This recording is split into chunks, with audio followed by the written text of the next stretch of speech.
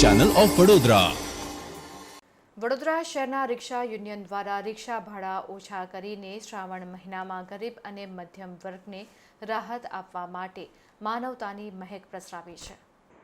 દિન પ્રતિદિન જીવન જરૂરિયાતની વસ્તુઓના ભાવ આસમાને પહોંચી રહ્યા છે, જેમાં ગરીબ અને મધ્યમ વર્ગના પરિવારો આર્થિક રીતે ખૂબ જ પીસાઈ રહ્યા છે।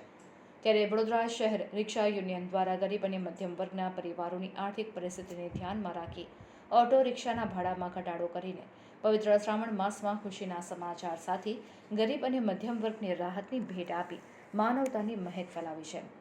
રિક્ષા યુનિયન દ્વારા કહેવામાં આવ્યું હતું કે સ્ટેશનથી મકરપુરા સુધીના 40 થી 50 રૂપિયા થતા હતા, તે હવે ₹20માં શટર ભાડું કર્યું છે।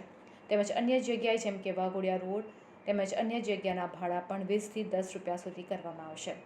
સામાન્ય રીતે ગરીબ અને મધ્યમ વર્ગના પરિવારો રોજે રોજ ખરીદી કરવા નીકળતા હોય છે, તેવા સમયે સોના કરતાં ઘડામણ જેવો ઘાટ થતો હોય છે।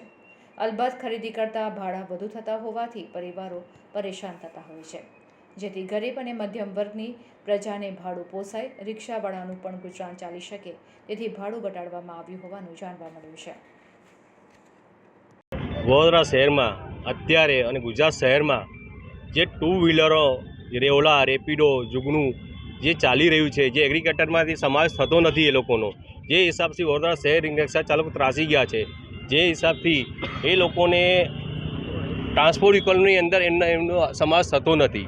એ વ્હાઇટ પ્લેટ ચલાવીને ગુજરાત રિક્ષા ચલાવે છે। એ લોકો નોકરિયા દ્વારા છે, જે રીતે ઝોમેટો, સ્વિગી એ લોકો પોતે જ ચલાવી રહ્યા છે, છતાં એ ઓલા, ઉબેર, રેપિડો રિક્ષાઓ પેસેન્જરમાં વ્હીકલમાં ચલાવી રહ્યા છે, જેના હિસાબે અમારી કમર તૂટી રહી છે।